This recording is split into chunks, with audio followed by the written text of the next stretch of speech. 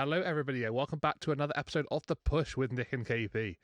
We are back here today to continue with one of our series known as If We're Being Honest. This is the series that we do tend to go into it without any cuts or editing, just mics are open and ready to go throughout the entirety of the videos. And this is a series that we like because we get to basically just, I guess, just really go for something that we're quite passionate about and just to read to let loose and get our own opinions on what exactly the topic of conversation really is that we're discussing.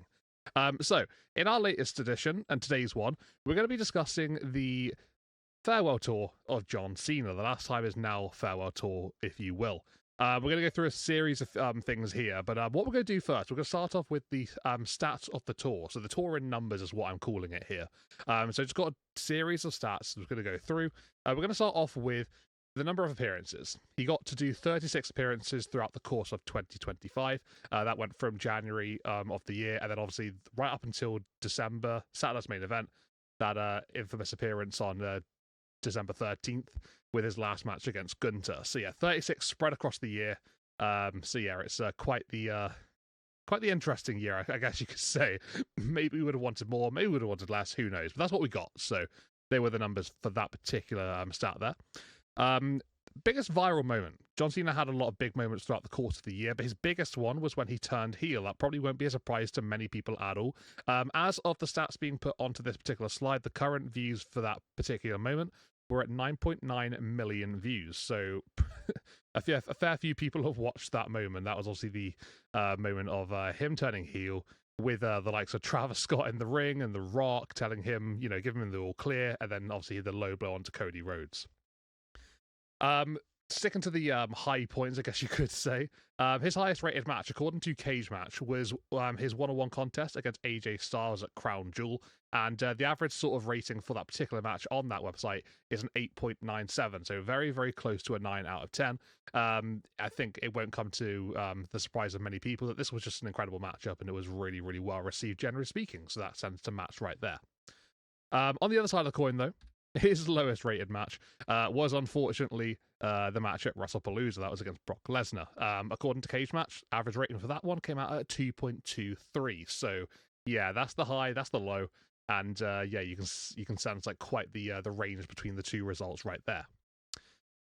His longest match that came at SummerSlam, that was when he defended his the WWE Undisputed Championship against Cody Rhodes.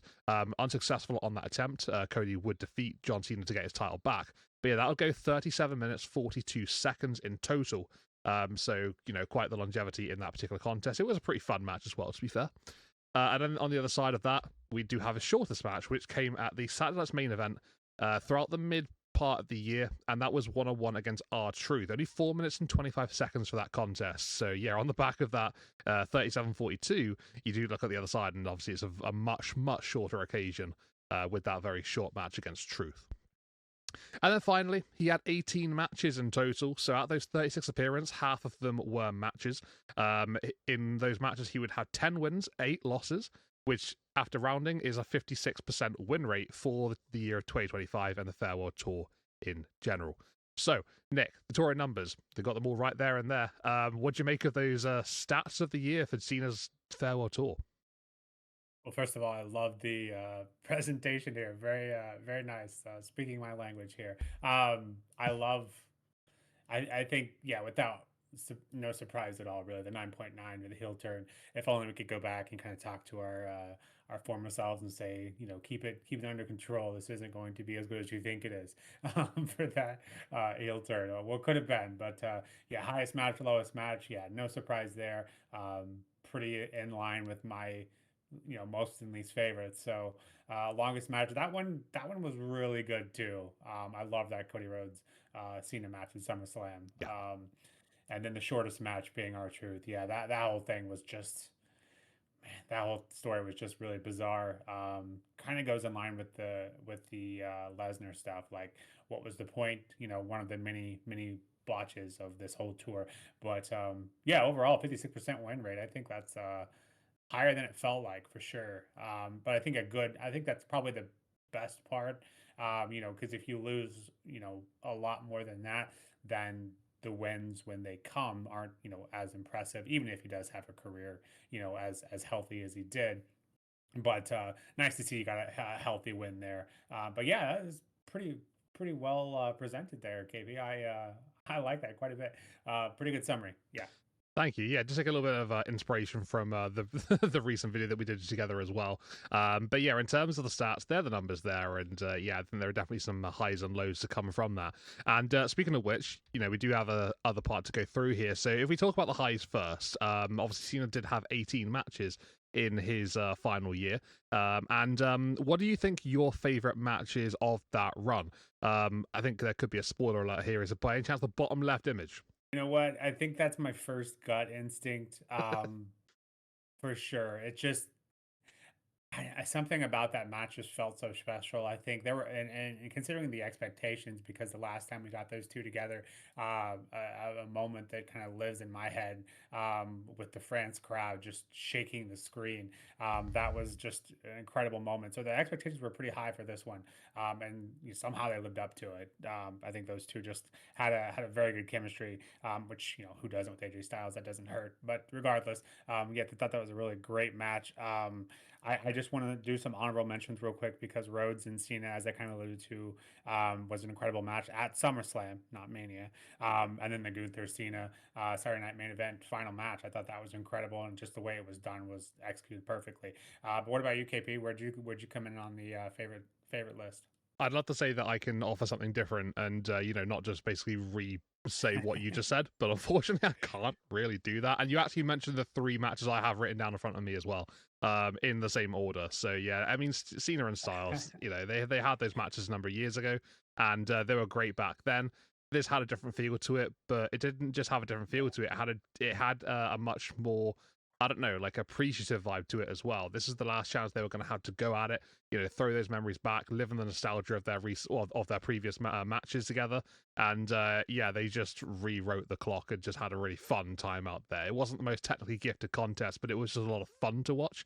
And for me personally, that was probably why that was my favorite match of the year, just because, well, of Cena's retirement tour. It just was so much fun to watch. All the different moments of paying homage to, here, there, and everyone, basically, in Cena's career. Stars was doing them to TNA guys back in his past as well. It was just beautiful. Really, really great to watch. And yeah, you mentioned Cody and Cena from SummerSlam. That was just a really great contest, too. Very, very well done between the two men. And yeah, unfortunately, if we had something like that at WrestleMania, we would have had two great matches. But yeah, obviously that was not the case for sure. And then yeah, that Gunter match. I think a lot of people won't like the result and how it ended, and maybe they disagree with it. But personally, we've discussed this before. We're both big fans of how they went through with that in the end, and I think it was a good way to go through with it. We'll go a bit more on that in a moment, though, because obviously we can discuss that in a bit more detail in a moment. We've gone through the favourites. Let's go to the low point quickly. Maybe not dwell on this too much, but your least favourite match. I think I might have an idea of what it is, but for those, let's hear what it is. Yeah, and obviously, hopefully, maybe this isn't a little different, but if unless this is your first time listening to the push, I think it probably isn't a surprise that our viewpoints here are usually somewhat within range. Lowest for me, actually might be a bit of a surprise. I think kind of just shows off the whole kind of. I want to say like the direction they're headed for this tour in total. Least favorite match for me is John Cena at the Royal Rumble. Um, Mm. because having Jay win it, I think that was just the tip of the iceberg. If we, looking back and, hindsight, realizing that that was kind of the beginning of all the poor booking decisions that were made. Um, and like now Jay's back in the tag scene. So I just think, further proof that that was a terrible call. The Cena at Rhodes Mania was honorable mention as well. Just for whatever reason that match didn't work, felt long drawn out, and I think it was just kind of Cena's heel character overall just being a pretty much a failure. I think in most parts. The squash between Cena and Truth at Saturday Night Main Event. What was the point of that? And then last but not least, I'd probably put this one right up next to the Royal Rumble, and that was Lesnar and Cena. The match itself served no point. How it got started with Lesnar attacking Cena, no point, no story, and then afterwards, this match, Cena getting beat down. The kind of follow up story to that, nothing.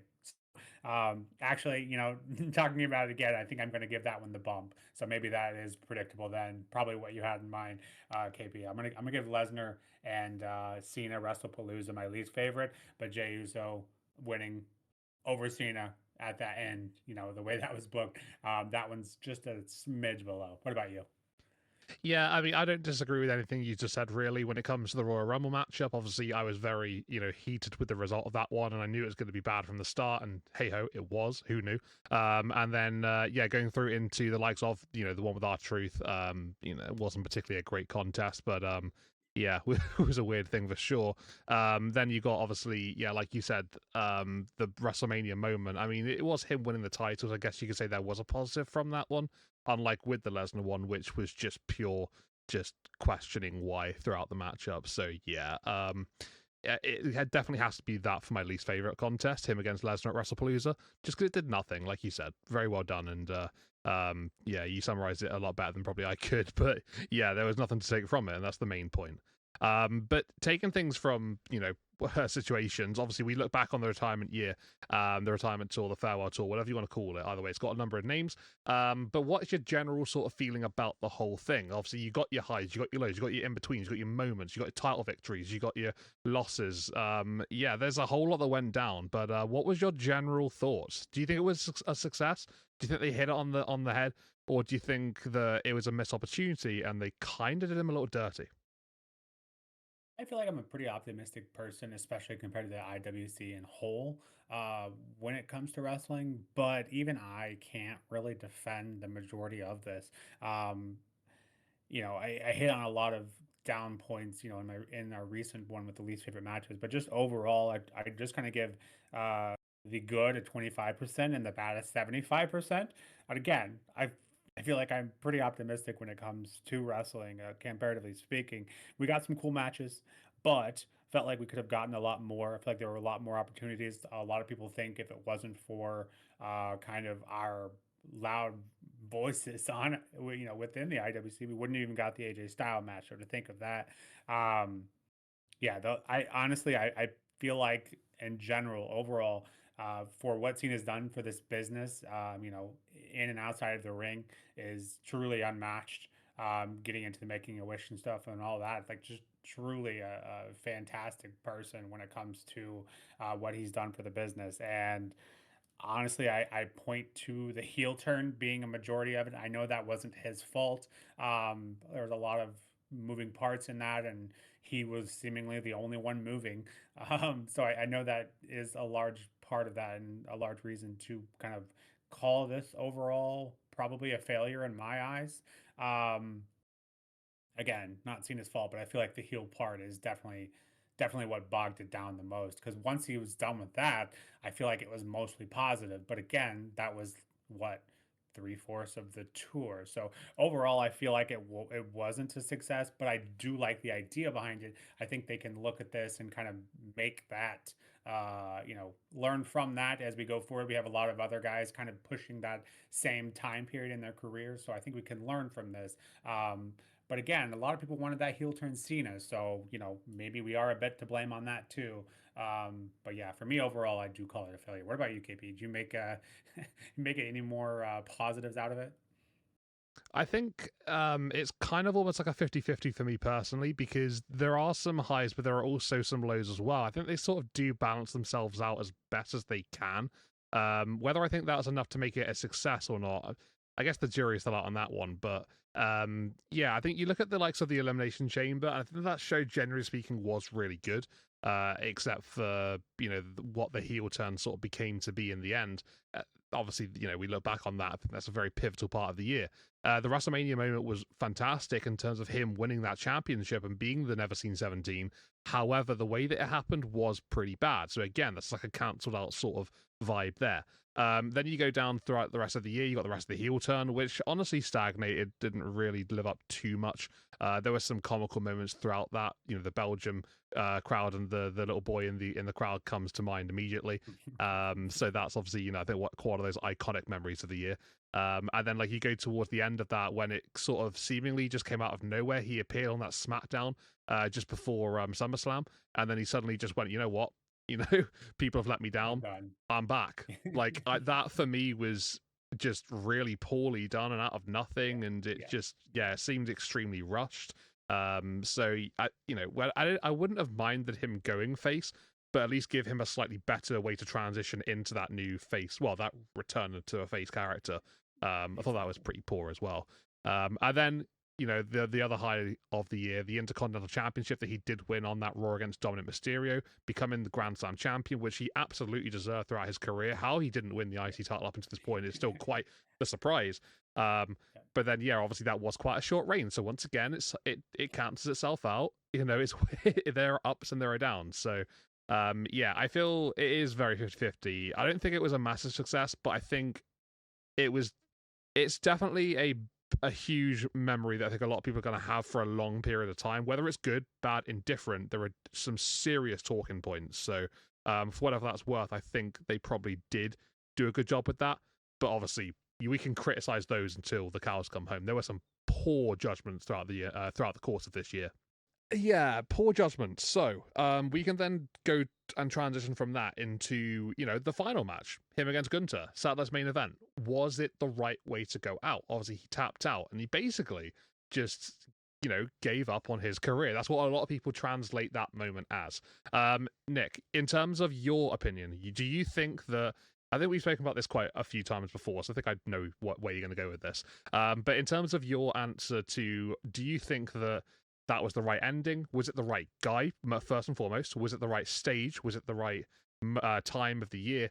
Do you think that all just sort of like culminated well in the end? Do you think it was the right way to do it? Or are there things that you would have improved on and changed to bake that absolutely chef's kiss perfect ending?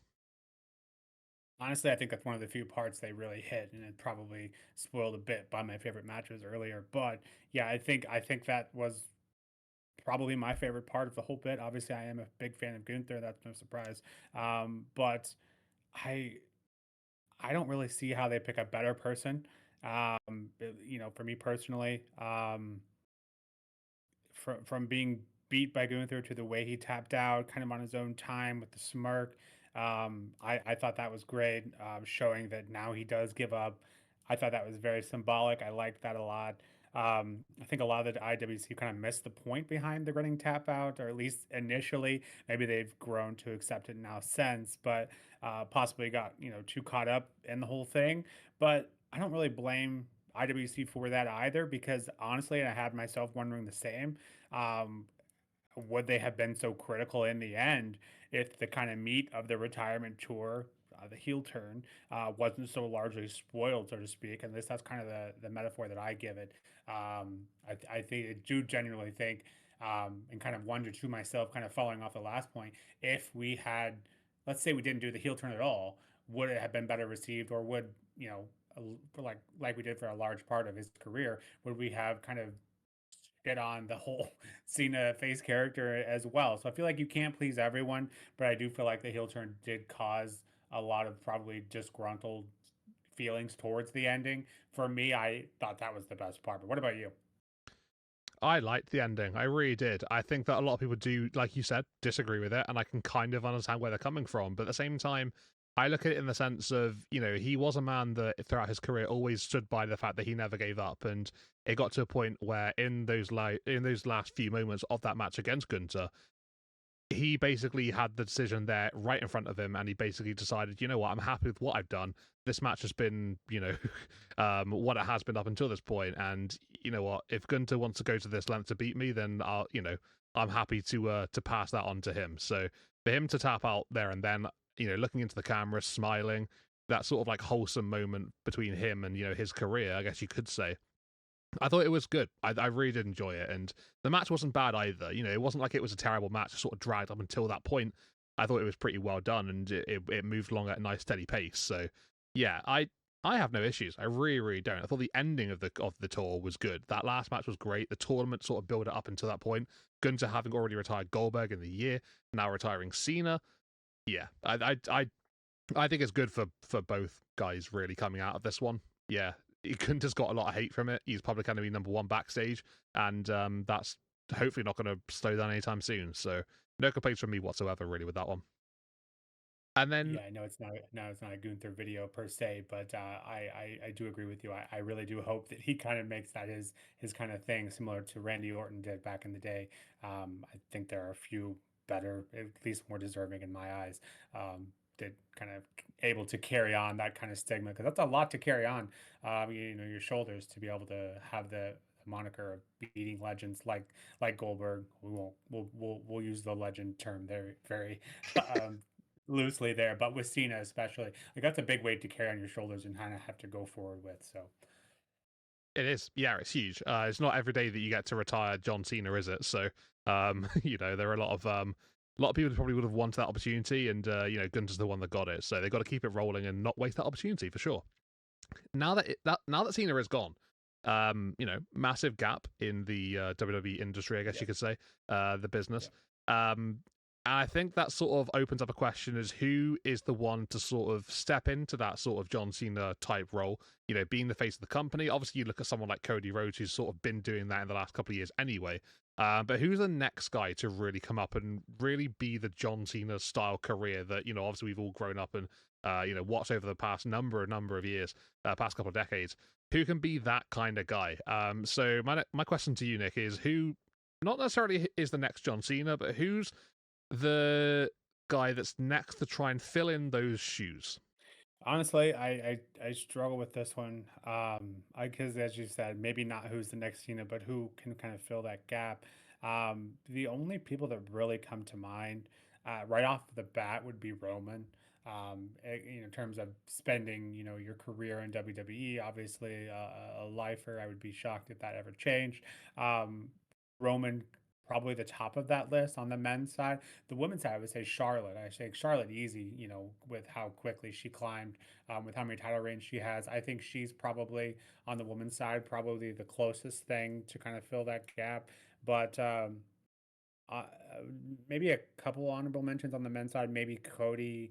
But Cody is not a lifer, so I don't think he'll ever kind of reach the heights of that. But then maybe a shout out to maybe Oba Femi, just kind of what he did so quickly in NXT and what his kind of hype around him is in you know, coming up to Maine, you know, nothing but the vignettes so far, but it just feels like he kind of has that really like a larger than life persona bringing up to main roster. So it could eventually be, I know that's a kind of a long shot because then, you know, injuries happen, that kind of thing, but I think the main point though is I'm not sure that gap will ever be filled, at least for a while. But those are kind of the people that come to mind now. What about you, KP?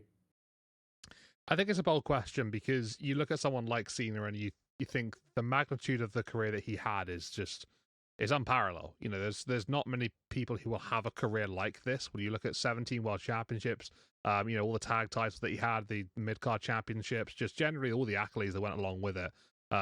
You know, outside of just championships alone, this is a once in a generation type superstar, and I don't think. And I don't think it's fair to say that, you know, somebody is expected to go and do exactly what Cena's done, or maybe even top it, because that is honestly quite bonkers. So, in terms of like picking out a name like that to really be like this, I'm not entirely certain I have a definite for sure answer. But there's someone that I really am high on at the moment that I think could be, you know, a future multi-time world champion and could sort of have his share in carrying the company bits and bobs. Is Bron Breakker. I really like what he does in that ring. I think he's charismatic as hell. Sure, he's not the greatest on the mic, but I think that he has time to improve on that. But I think his in-ring work sort of goes without saying. He's, you know, he's agile, he's powerful. He's got the look. He's already been, you know, with some extremely gifted people in the company, you know, some very powerful people, the likes of Seth Rollins and Paul Heyman. Obviously, he comes from a wrestling family as well. So I think he's sort of like set up for it, just whether he can really take that. But I think that's like my main sort of name at the moment. But there are definitely names that are around the conversation. You've already mentioned a few. So yeah, it's just about whether people can sort of, I guess, really have their share in taking the torch, the baton next. But I don't know if it's really fair to say that someone's going to absolutely do what the likes of Cena did do. Yeah, it's a tall task for sure, but I'm excited for it. I think you know, with each departure, there's an opportunity for someone else to kind of step in that slot, and yeah, I'm all for someone doing it. And hey, maybe it's not someone we've already mentioned, and I'm all, like I said, I'm all for that. I'd love to be surprised, and I'd love to have someone kind of come out of the woodwork and become the next John Cena, or at least their best impression. So. Yeah, that sounds great to me. Yeah, so taking it by surprise, someone just immediately just I don't know, just causing a lot of eyebrows to be raised maybe, and yeah, to really take it by storm. That'd be really great to see as well. But generally speaking, in terms of this episode of if we're being honest, the John Cena Farewell Tour edition, I guess you could say, that's basically all that we have to say here at the push. So yeah, if you guys like this one, then please consider hitting a like on our video, subscribing to our channel, and keeping up with future releases that come up basically near enough all the time. We're very, very busy putting out all these videos, so please keep up with those. Let us know in the comments as well what you guys think, whether it's good, bad, indifferent. We'd love to hear everything that you're saying. So yeah, please let us know exactly what you're thinking, whether it's about the John Cena Farewell Tour, what your thoughts were, whether it was good, bad, and different. Let us know. But for now, everybody, here at the push, it's been a pleasure. We'll see you on the next one. Take it easy, and goodbye for now.